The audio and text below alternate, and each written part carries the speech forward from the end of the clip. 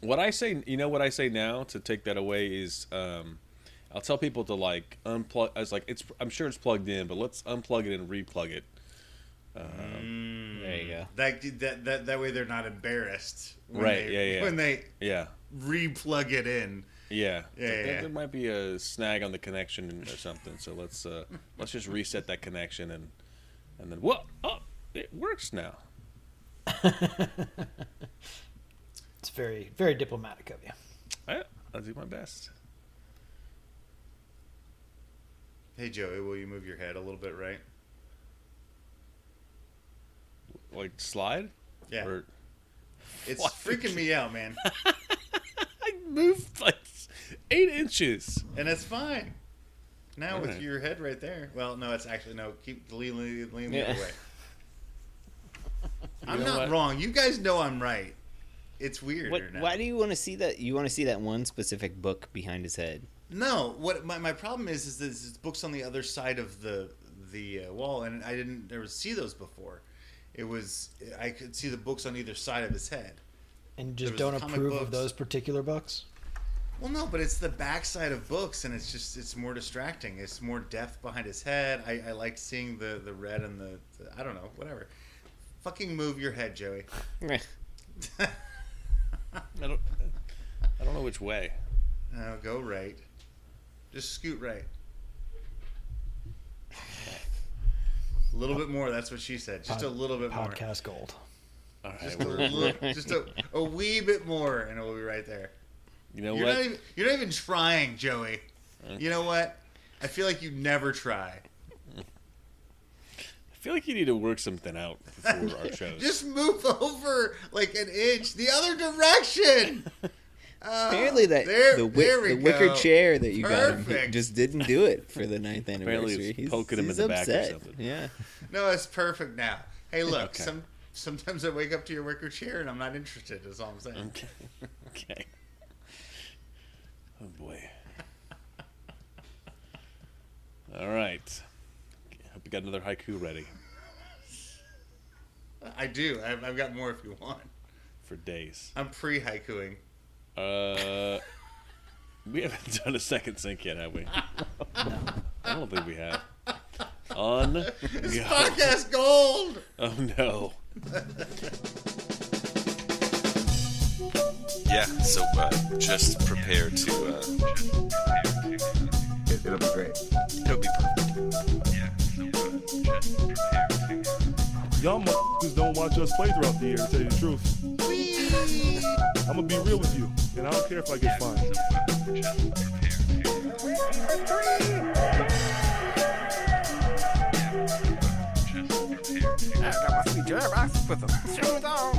That train is off the track. I feel like you can't just like jump through Neptune and be okay. Just prepare to... What the show needs is more dogs and bears and chickens and stuff.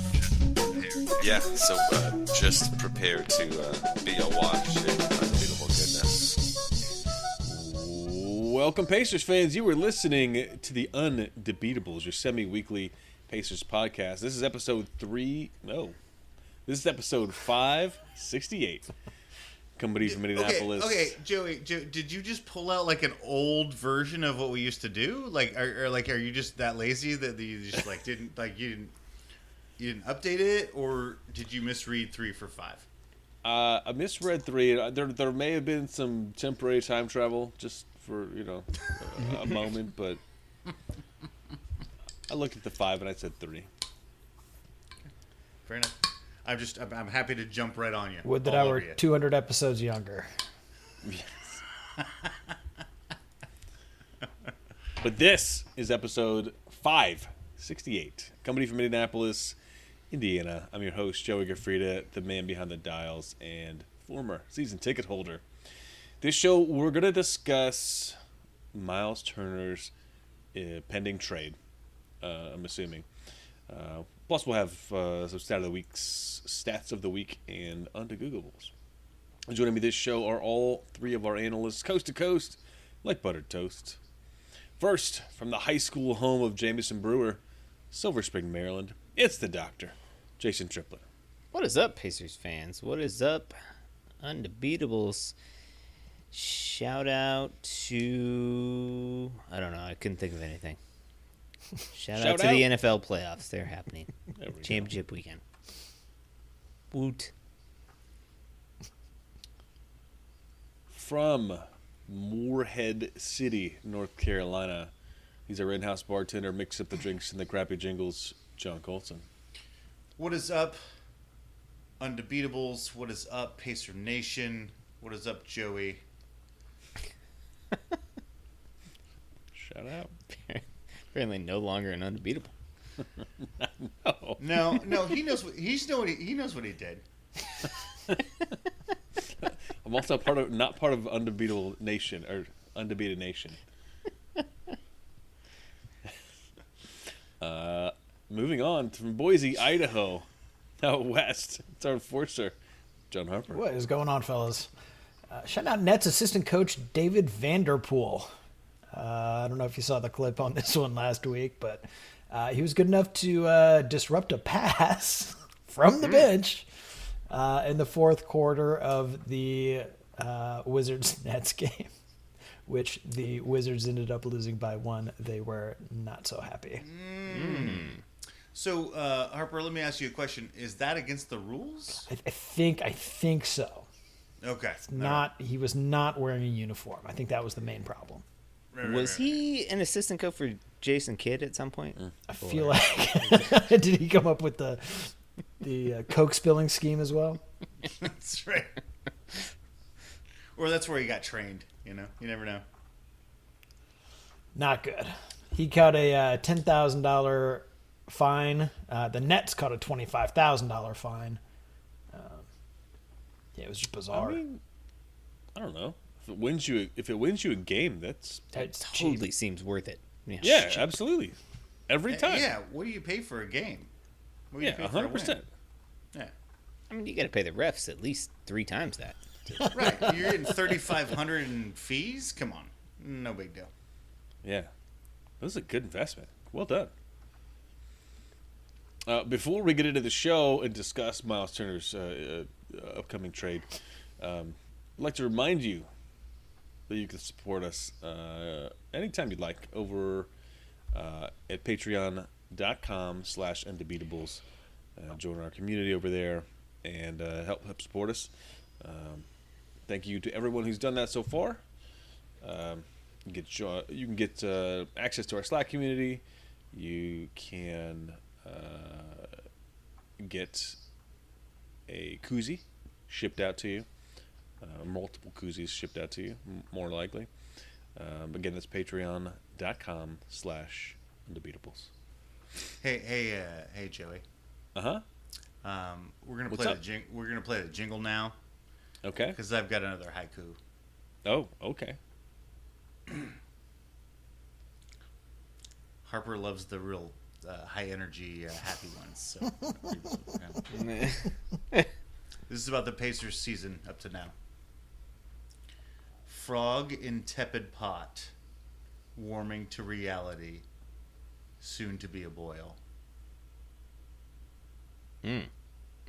See, it sounds positive in some ways because things are coming to a boil, but that's bad news for the frog. That's bad news for the frog. This is still dark. It's very dark. This season is we get these little moments where things make me feel better, but it's a tepid water as we slowly boil alive. This is not. I thought that was like a Mark Boyle. I thought you were like super clever. I am not that clever. I would have said soon to be Mark Boyle instead of a boil. Right. Also, Google it. A boil's a word. All right, don't judge me.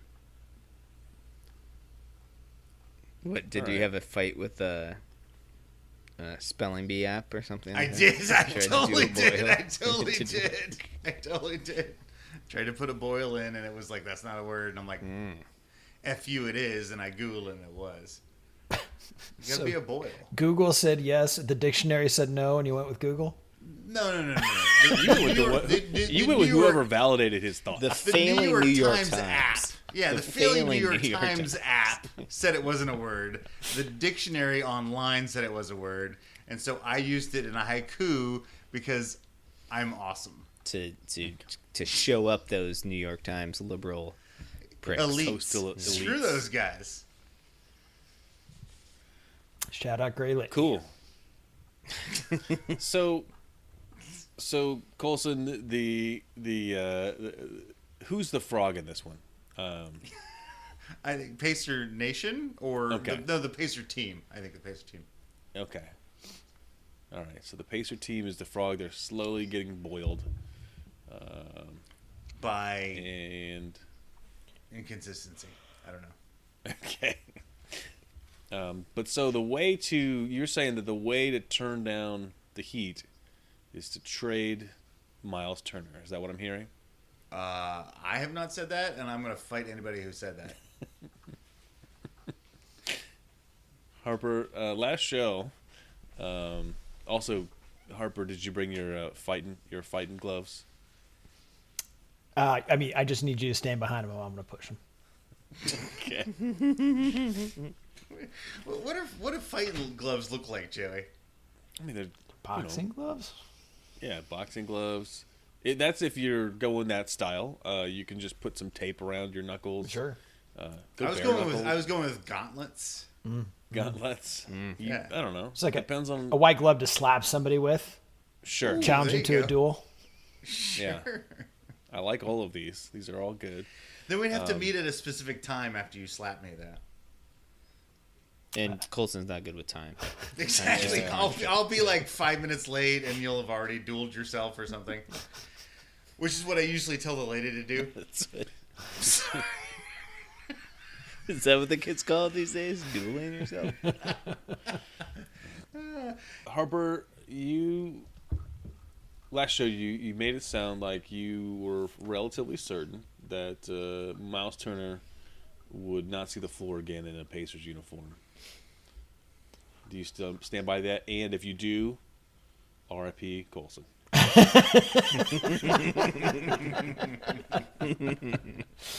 Yeah, I do. I mean, it's been a very confusing season, to be sure. The first glimpse of hope that I've seen out of this team came last week, without Myles Turner. We know that he struggled with his role, including publicly this year. And that's just not a great fit. It doesn't seem like he's a piece that's going to be able to survive as we kind of pivot to rebuild mode here. While we might not be, overtly tanking in the 76ers sense where we just, don't play basketball, we may do a lot to try and build up the talent that we have. It is time to commit to, developing our young guys, Isaiah Jackson, and finding out what else we have on this roster. So I think he is the piece to go. Seems like the most likely. Do you think you get value back for him? What do you get back? No. Okay. Probably. So we're just moving him to move him, just to do something to appease the fan base. To this team is broken, is my theory. Throw some chum to the sharks in the water or whatever. We need draft picks. Okay. And are we gonna get a first round draft pick for him? No, not for him. You don't think? Somebody would, right?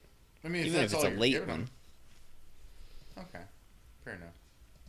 I mean, if he's not, if his value in the NBA is a second round draft pick, then that tells you what the league thinks of Myles Turner.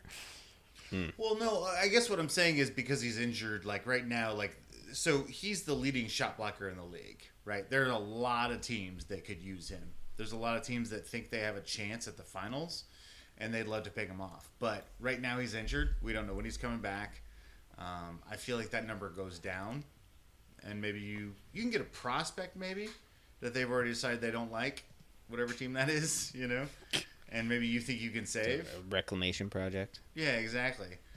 Or a second round pick and something. Like I as long as Myles Turner can't jump out of the gym and block all the shots the day you start him, they're probably going to pay you less for it. That's all I'm saying. I mean, to be sure, the stress reaction, foot injury to big man stuff is always a little scary. It's likely that he's going to miss, 20 games is sort of the going rate for a stress reaction. But it is a good thing, that they caught it early before it became, a stress fracture or something more, persistent.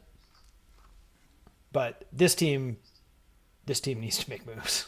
And at this point, if you're not a part of the solution, you're a part of the problem. Well, okay. I mean, Myles Turner definitely talked to the press. He also talked to the press recently about, in the games we won and he wasn't playing, trying to be a good.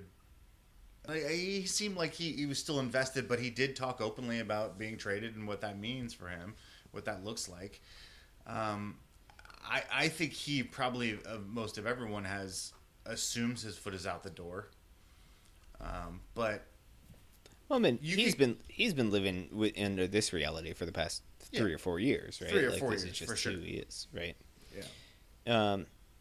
Last week we had a conversation about why the heck we watched this team, and one of the things I said was I was interested in sort of how these guys manage themselves under these expectations. And one of the interesting things that came out in a sideline report from Jeremiah Johnson was how during the Golden State game, I guess it was, Carlisle commented afterwards about how proud he was of how the starters, who none of which played in that game, but how engaged they were in like helping the young guys get better and stuff like that. I mean, he didn't call out Myles Turner specifically in that commentary, but I just thought it was interesting that these guys are still, I think he's been one of the willing best, to help out, I guess. Yeah, right? teammates, because he's been injured off and on and been played in and out of rotations since he's been here. And I think he's always been a good teammate. He's the guy that's cheering and stuff. True, but I just don't see a fit with the consistency that he's shown, right? Or lack thereof, especially on the offensive. Thereof. Yeah, and Right. we've got this DPOY guy on our team, and we give up 109 points a game on the season. Like it's just not working, and it doesn't seem like he's built himself into a leadership role on this team. And certainly, he's not the only one to blame in that category, right? I mean, there's certainly plenty of blame to go around why this team has not performed better this season. But I think you do need to commit to looking to the future here, building something around Sabonis that is going to work, because he is the guy.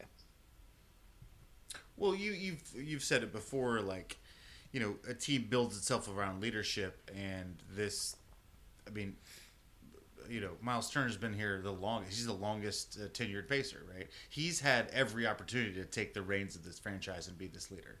He's not that guy.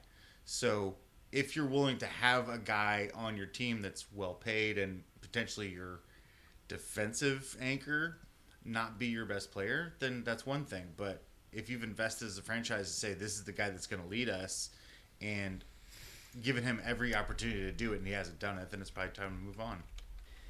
I mean, yeah, exactly, yeah. If you're the longest running anything associated with the Pacers, like, that doesn't necessarily mean that you're a quality individual or that it's the right fit necessarily. Right. Be it a center, be it a podcast, whatever. Shots I fired. can hear you, dude. Oh, that was a complete thought. Okay, yeah, just shooting off fire at me. I see what's going on. Yeah, here. no. And basically, his only job was to make us all feel bad. Oh yeah, He I was just done. had a joke. That was it. I didn't have a counterpoint. I don't have a point. I mean, I feel like if you don't get a decent first round pick, I feel like you just wait. I don't know. I mean, I feel like if you don't get something good back, there's no reason. I mean, there's no reason to do it now. I feel like you wait till next, off season or whatever. I mean, unless you can get something good now, I don't. I mean, I don't think there's a reason to just get rid of him. I mean, is he going to get not more winning. more valuable as he gets closer to the end of his contract? Well, I mean, that's what I'm saying is you need to go where you get the most value. I mean, if you can't get a first round pick, I mean, there's not much else you can, But there's not I like think you can get a first round pick for Sabonis and some young talent. Like this guy's an all-star player on a long-term, really reasonable deal. It's below $20 million, which in this NBA is pretty inexpensive. You can get a first round draft pick out of that guy you want, but are you going to get that out of Karis LeVert? I don't know. I think he's worth something, but is he worth a first round draft pick to other teams? I don't think so. Probably not. And either is Myles Turner, probably, because this is the world we live in now. Yeah, and I mean, who's the market that's trading for him at this point, right? It's got to be somebody that thinks they're ready to make a leap or challenge for a title. And, you look at the contenders in the East and the West, and I don't know, the only team that sort of jumps out is Dallas. Dallas could definitely use a rim defender, but I don't know what pieces they have. I mean, would they give up arguably Porzingis? Not? I mean, probably, right? Or even if they keep Porzingis, I don't know if there's a great fit there. But I mean, they do need the rim protection, and they're happy to not get a lot of production out of their five. And that's where I hope he ends up. I hope we can turn that into something because he's a Texas native, and I'm sure that he would love to play in Dallas. For him, and that'd be a great ending for him. Yeah. I mean, other teams are going to be very active at the trade deadline. Certainly the Knicks, because they're in the same boat as us, having underachieved wildly and have tons and tons of pieces that they can move. Portland Trail Blazers are certainly in the mix. Yeah. There may be something with the Celtics. I mean, there's lots of places that he could potentially go. I mean, again, I'll argue that if we can't get a first-round draft pick in return for this guy, then that's just his market, right? And we can wait for his contract to expire and get nothing next year. But I don't think he's going to be more valuable as time goes on. This would be the third year in the last 4 that he's led the league in block shots if he can, manage all the games that counts to,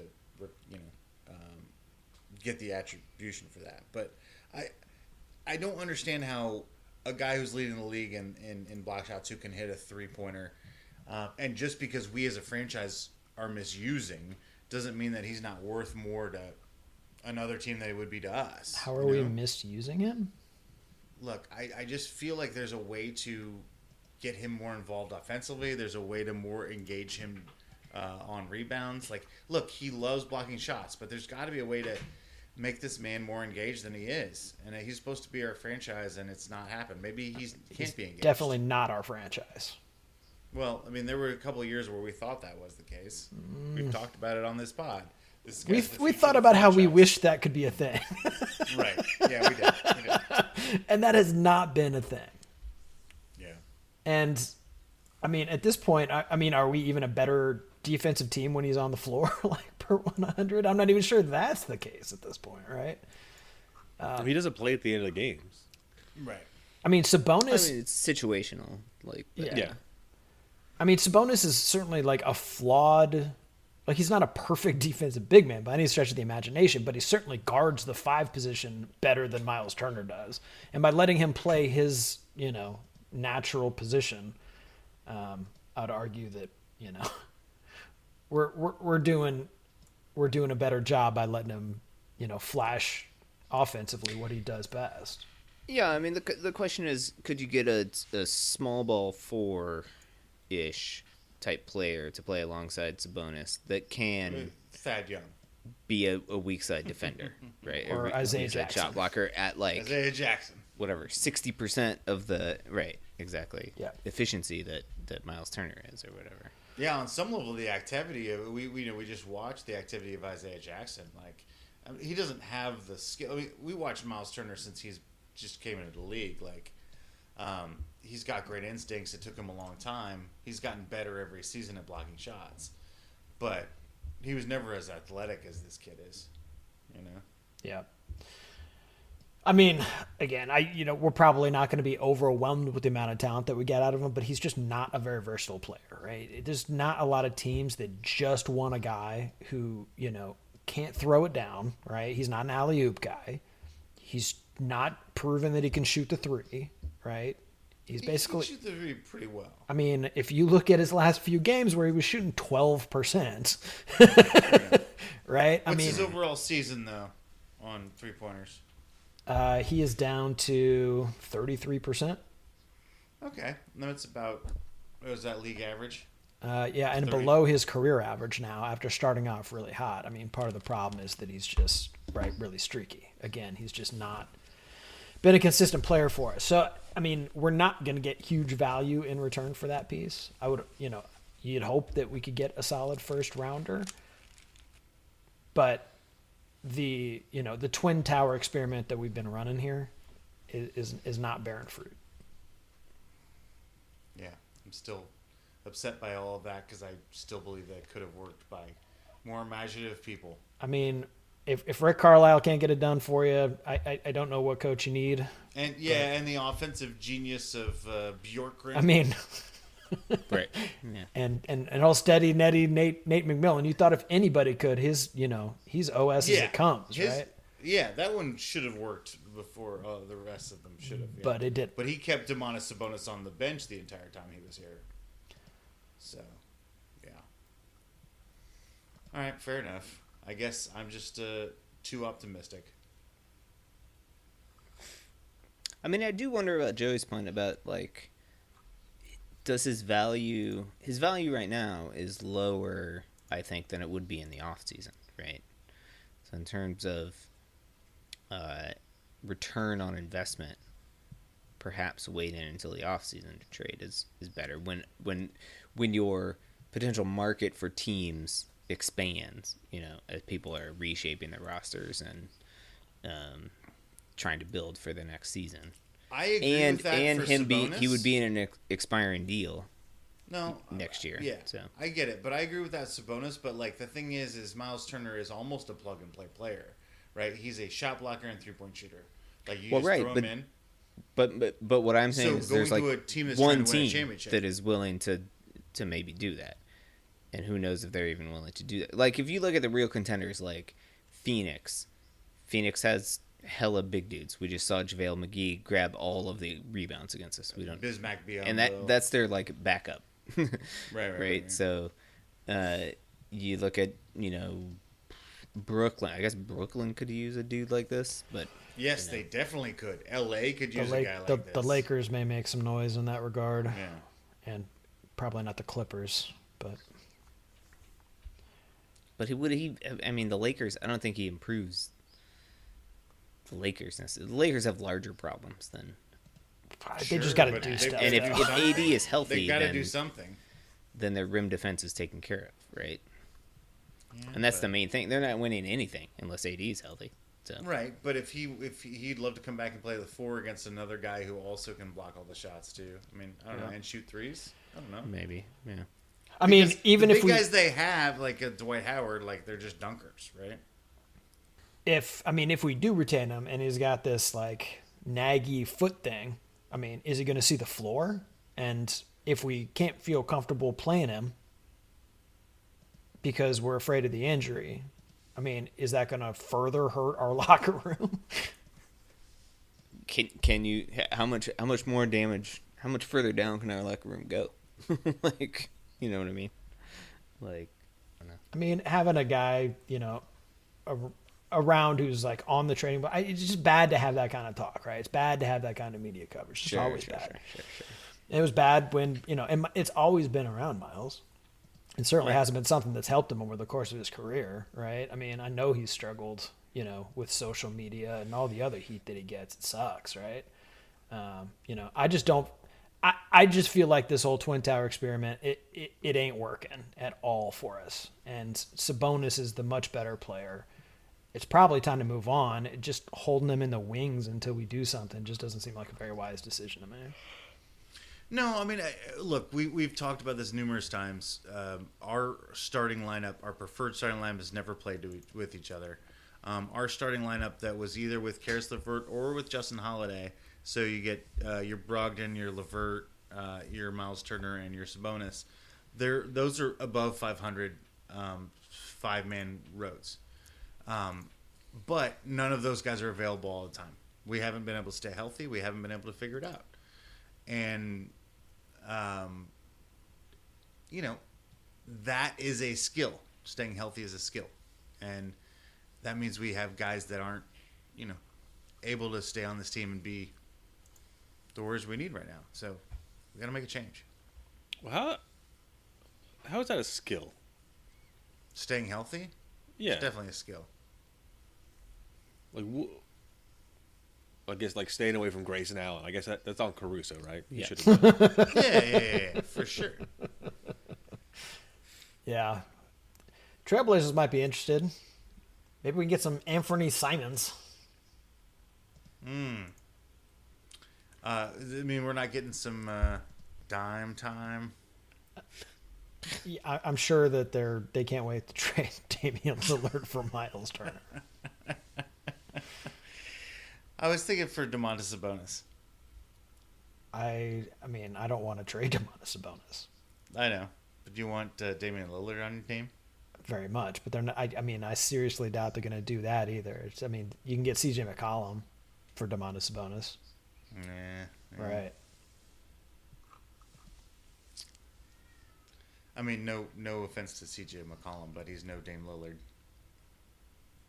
I think he'd accept that. That's correct. Yeah. It's factually correct. He's literally not Dame Lillard. He's no DeMar DeRozan either. Over under on when we're doing an emergency pod to talk about Myles Turner trade. Like, is this going to happen on the deadline, basically? Probably. Okay. I mean, that's when people are going to be the most busy, and there definitely are going to be teams, or almost certainly are going to be teams active this year. So, I think the closer we Right, get because to it that, seems like it's wide open, right? Yeah. Like there are a cluster of contenders, and I could see any of them, especially with the right move at the deadline, positioning themselves to try to win a title. What about Karis LeVert? He's a guy that could super help a team. He's instant offense. He can score 20 points in a quarter. Could we get some max value out of him? Maybe Or Lance is can this- score 20 and a quarter. Touche. Well, we don't know if Lance is still around, but we assume so. A first quarter, not a fourth quarter.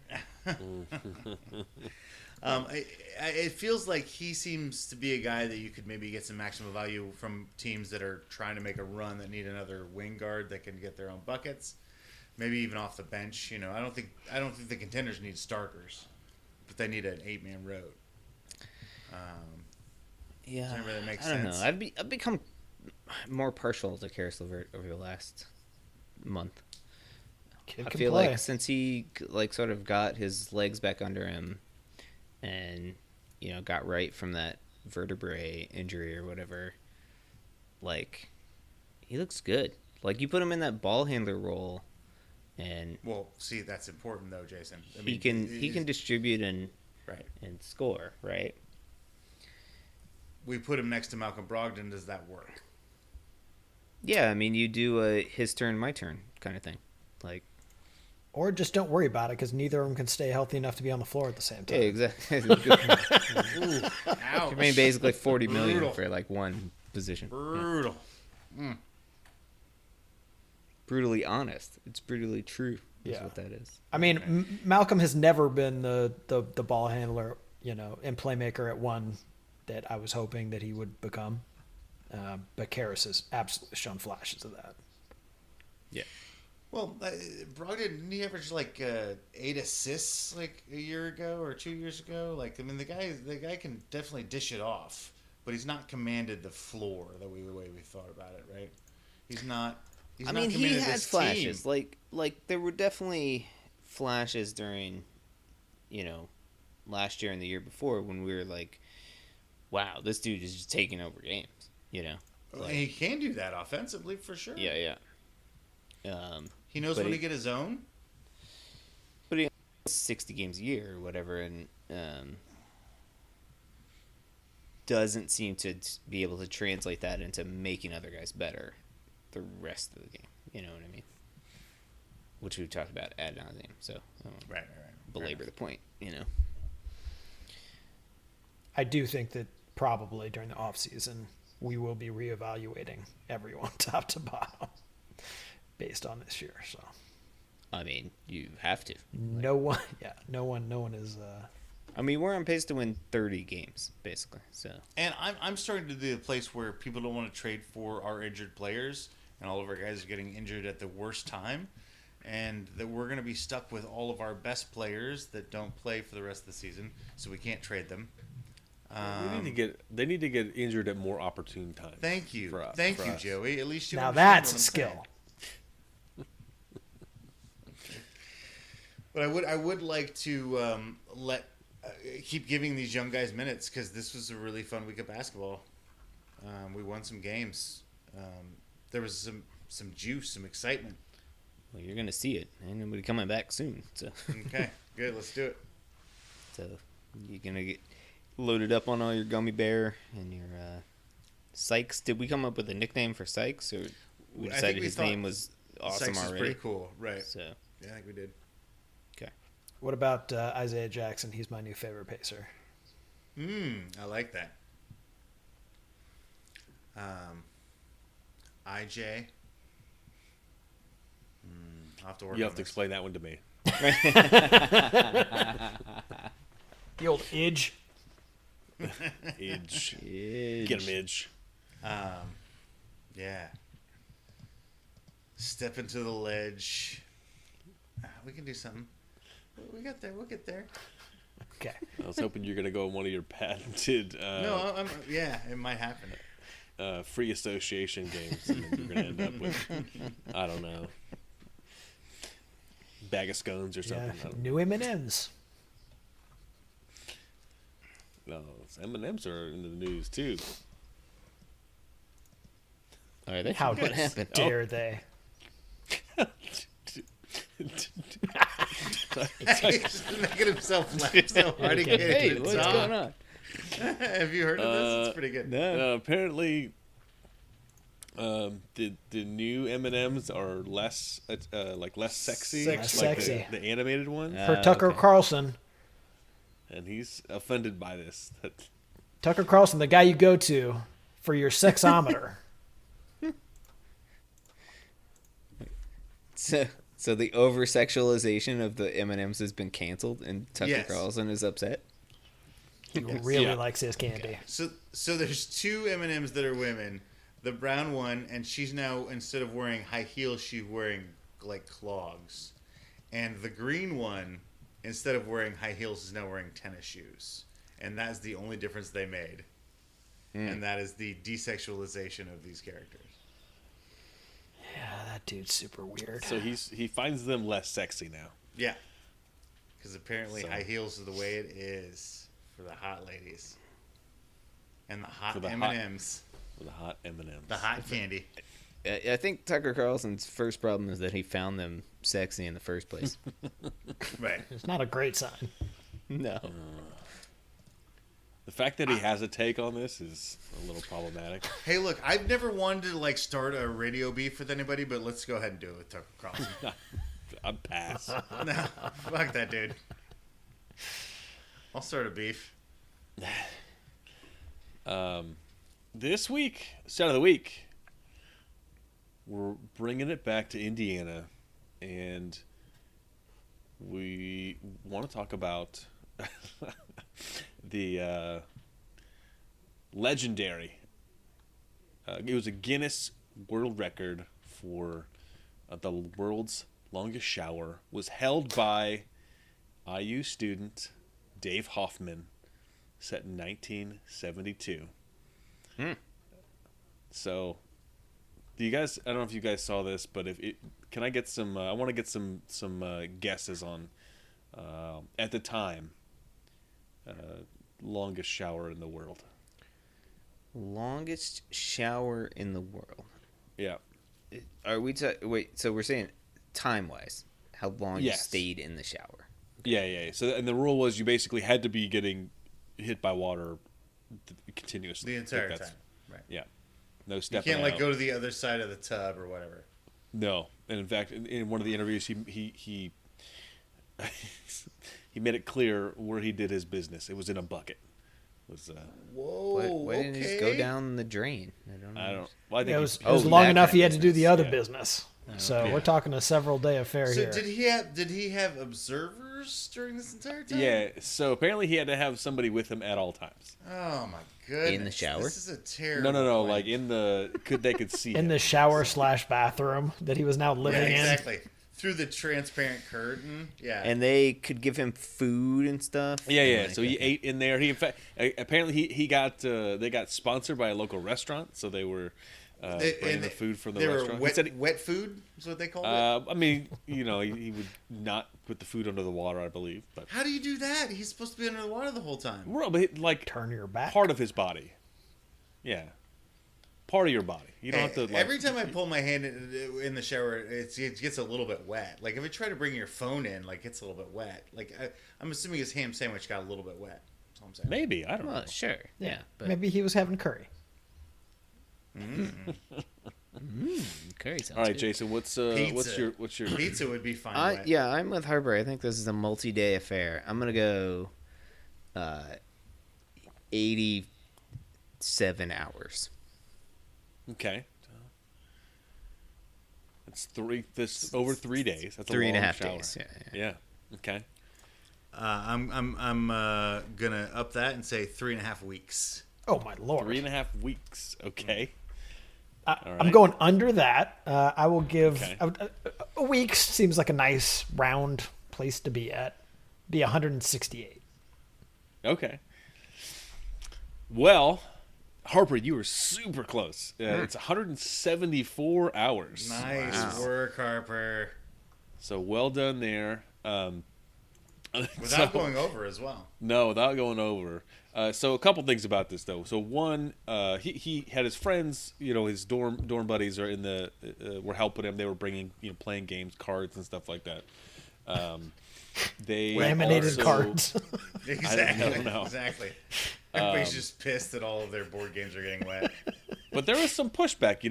There's certainly some waste in this. It's it's a lot of water, and so the university. I like this. I'm gonna quote from the article.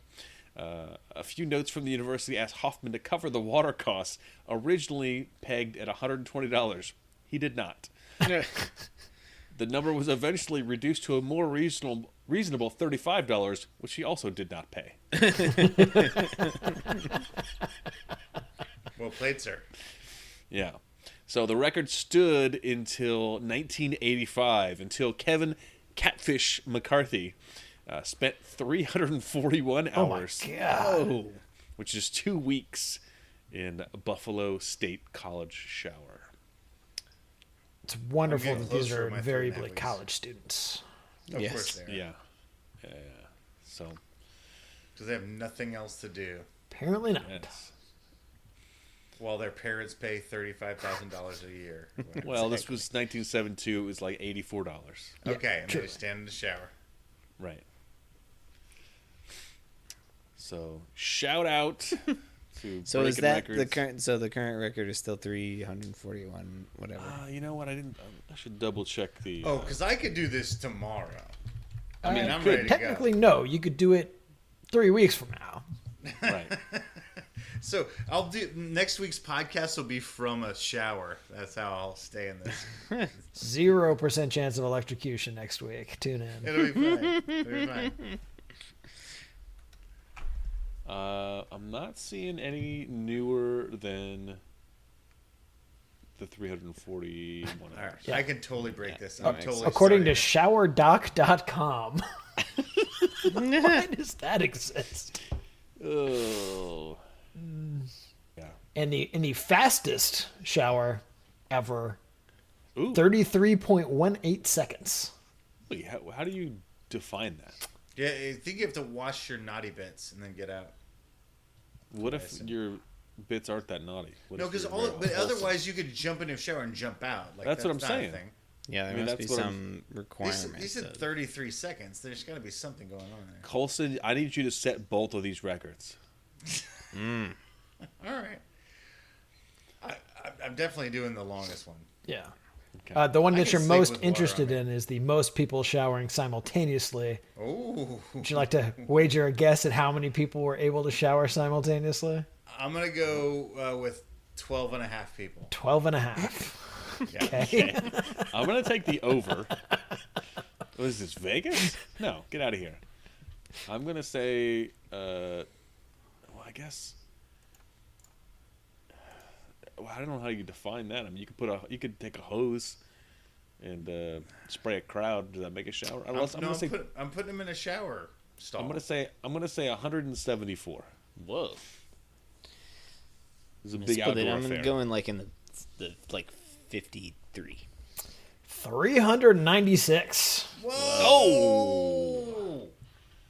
What is Colson, that you can even break that counting? one, too. They just put a bunch of people in like the Mississippi River and just doused water No, on them. Irish Springs broke the record in Dover, Delaware, by building a huge shower for all the people. Okay. Clearly as a publicity stunt, which Corporate America wins again. happened at Firefly Music Festival. Big soap. Big soap. Can't beat them. Screws everything up. Makes everything too clean. They run everything. That's right. All right. Well, I hope you guys learned something there.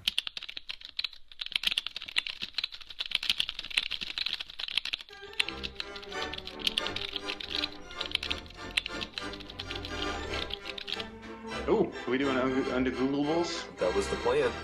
Super excited. You told us we had to, so He said it was. He said we signed up for it. In the end, it's going to be better and more true than Google can give you. All right. Colson, I need an Undegoogle in my life. Do you have anything for me today that I can answer for you? I do. I've got a long list right now, but the one that's most pressing to me, that if I don't get answered soon enough, is going to start to freak me out. I want to talk about seedless fruits. Okay. I want to talk about how they exist. My understanding of fruits is that they have seeds, and that's how they produce other fruits.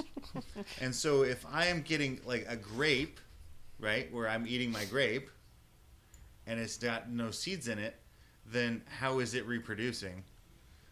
Also, how are you making something that can't reproduce? Seedless fruits, why do they exist? How do they make this happen?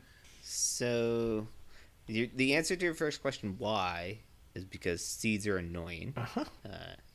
And so that's why. And So and humans also don't like money. to eat them. And money, yes. What do you mean money? Well, because they suck. I don't want them in my food. I'll pay more to not have them in my food. It's more, Okay. yeah. You can sell multiple products, right? Yeah. Okay, and then my knowledge of plant reproduction is not where it used to be, but I think the idea is that you create a cross between two parent plants that have seeds, but their progeny do not have seeds. And so But how do you know? experimentation. Yeah. So, I mean, luckily, plants don't take 90 years to go through a life cycle like we do, right? It happens relatively quickly. So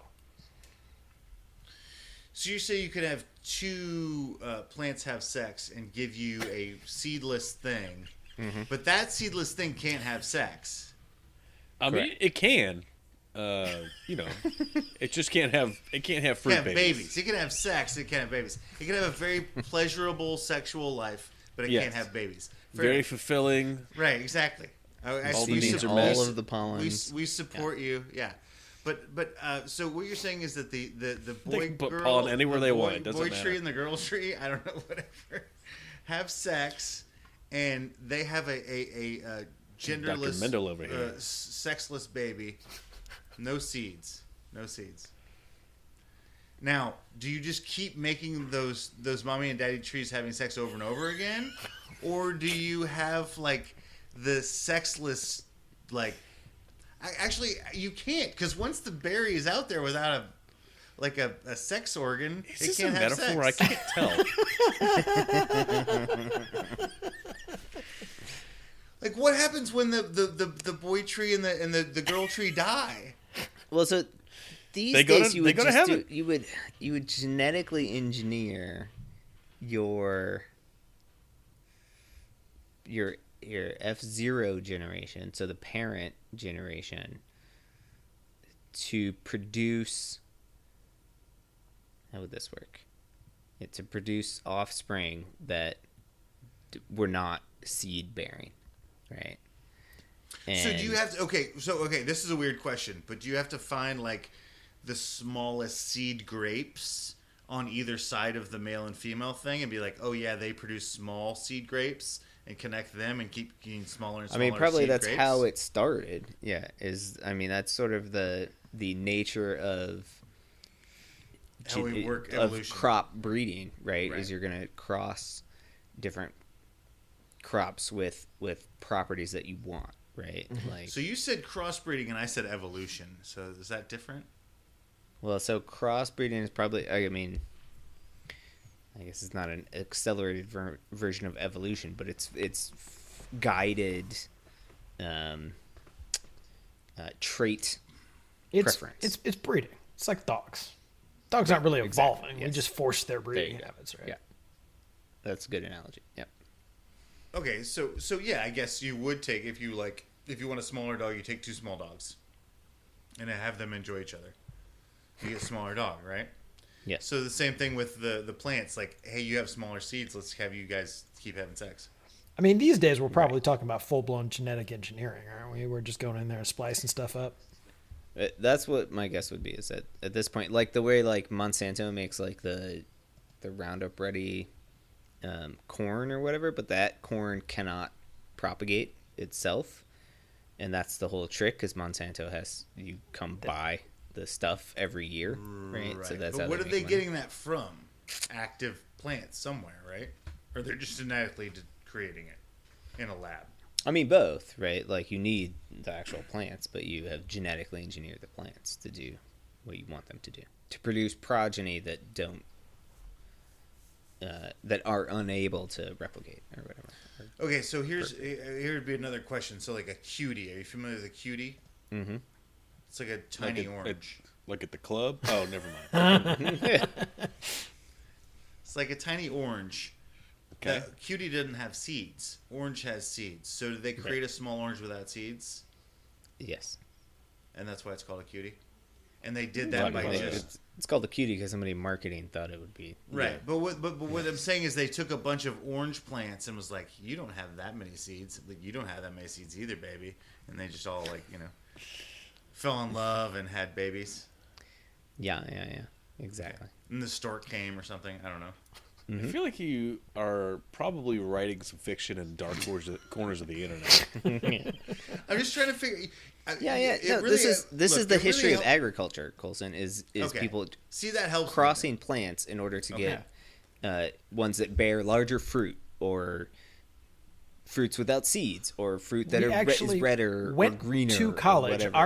My college roommate married a gal whose family, great grandfather or something, pioneered multi-eared corn.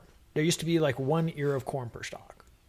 And that's not enough. And then we need more than that. Someone bred a strain that would do more and got very rich.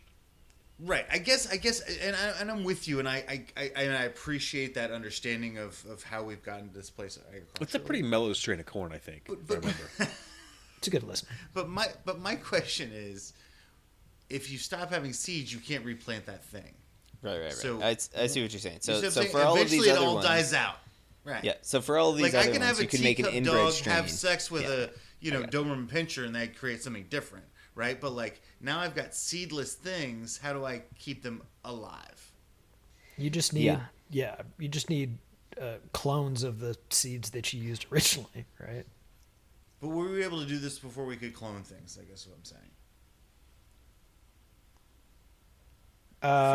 I mean, Plants, probably. When's your first seedless cherry?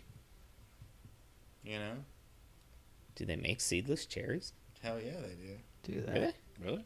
I didn't know that. I was also unaware of that. Apparently, I'm not in that tax bracket. Yeah. You know that the maraschino cherries just have the seeds already removed. Those aren't seedless cherries. Oh, I just thought those were. I thought those were candy. I thought it was that. I didn't think that was a cherry. Just a candy. I mean, also, Yeah, seedless grapes may not be a zero number of seeds, right? It's just an imperceptibly small amount of seeds, right? That's a good point. Yeah. Which is what she said? I don't think she did. What he said? I don't know. He might have. Your doctor might have said that. Before a stern warning. Hey, look, there's supposed to be some sort of HIPAA thing here that make sure you don't share all my public information. Between an enforcer and his patient? I don't think so. If you can tell me what HIPAA stands for, I'll observe. It's something about a Hippocratic oath. Nailed it.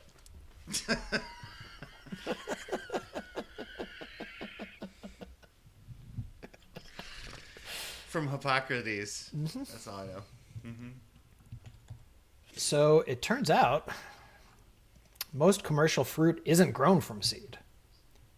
What? Even fruits that still have seeds, like apples and cherries, are grown from cuttings because this guarantees that the plant will be genetically identical to the parent plant from which they are cloned. Jesus. So very clever farmers. When Seedless. you say grown from cuttings, what is it like? So you can clip off part of a plant and then replant it. Right. So that's Like is that like grafting onto another tree or something? more like cutting off part of a starfish and it grows that part back. But no, you can take part of a plant and it will you can get it to grow from there. You don't need the entire plant, right? So you can use some subset called a clipping to replant that plant, and it will grow to maturity. Plants just want to live. They just want to Seedless grapes were originally a natural mutation that prevented the young seeds from maturing and developing a hard coat. And even seedless varieties do sometimes produce small numbers of seeds. Fruits develop without fertilization or pollination triggers fruit development, but the ovules and embryos abort without producing mature seeds.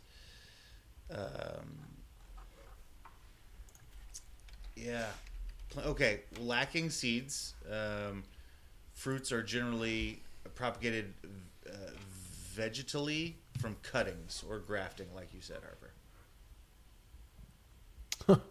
The seedless grape, I don't know how reliable this is going to be because it's from a for-profit company, it looks like. But the seedless grape is thought to date back to ancient Rome and was first introduced to the U.S. in the mid-1870s under the name Thompson, a Scottish immigrant who first cultivated it for raisin production. For seedless watermelons, they did sort of what our plan was. So, but the science of it is they have a normal watermelon plant that has is diploid, so it has 2 sets of chromosomes, and then they cross it with a variety that has 4 sets of chromosomes, and so then they end up with a triploid one that has 3 sets of chromosomes that are unable to reproduce, and so they make seedless watermelons.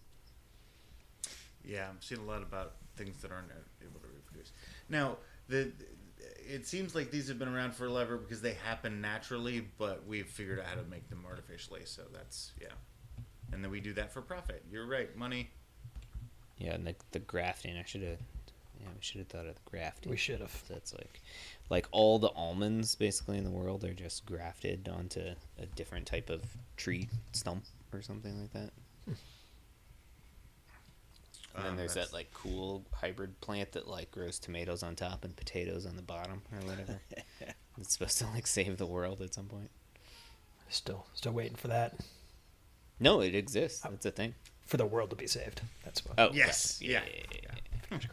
We got to go through the apocalypse first. Okay, Harper. cool.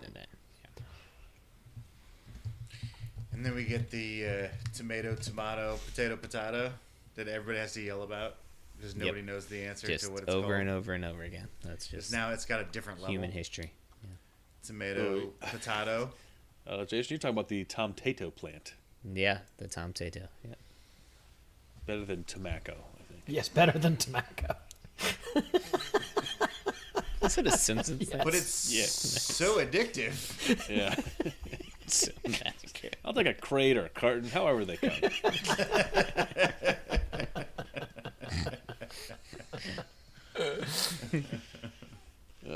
TomTato, I love it. Colson, do you feel like we answered all your questions? Yeah, for sure. Why not?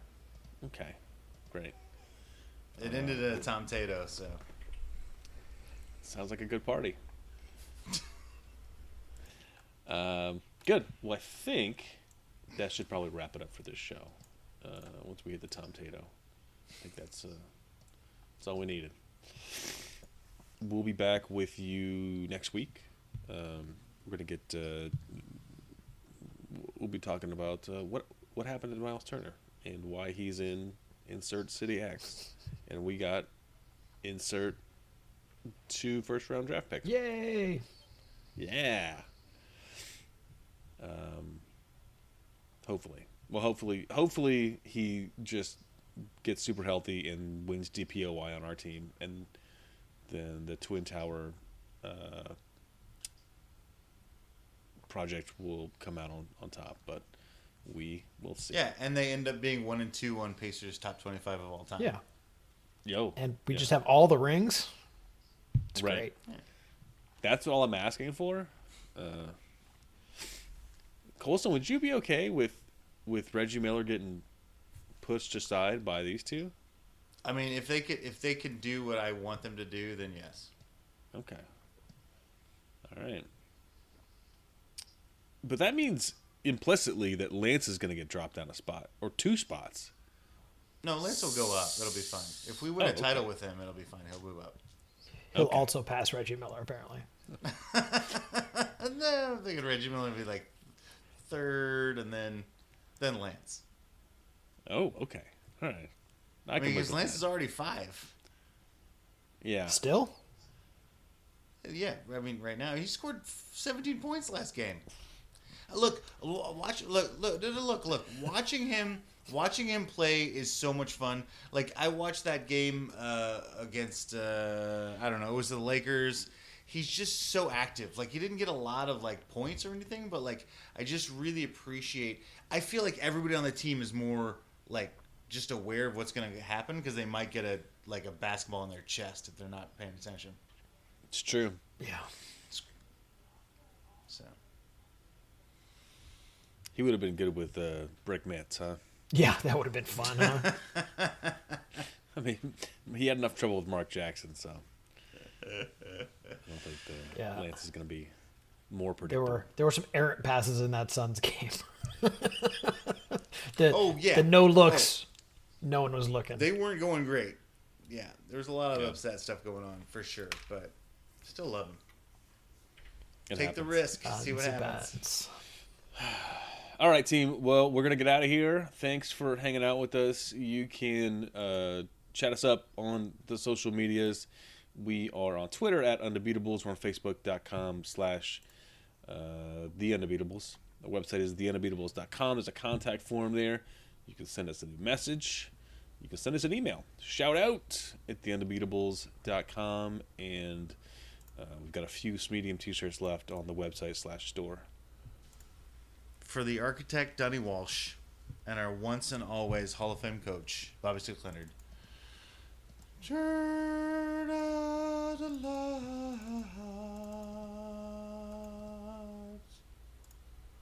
The party is over.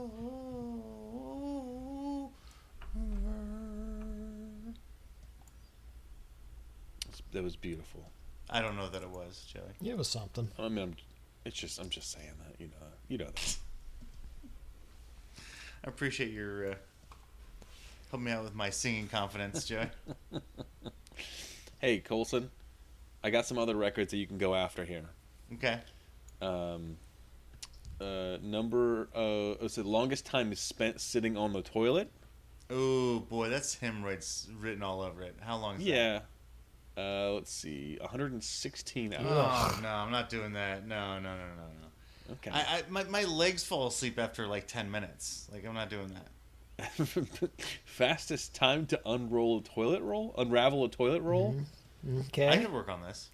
9.8 seconds. Oh, wow. With one hand. What? Can't do that. I don't know. Can't do that. That seems impossible. I can do the shower thing. The shower thing is doable. I got both of Yeah. those.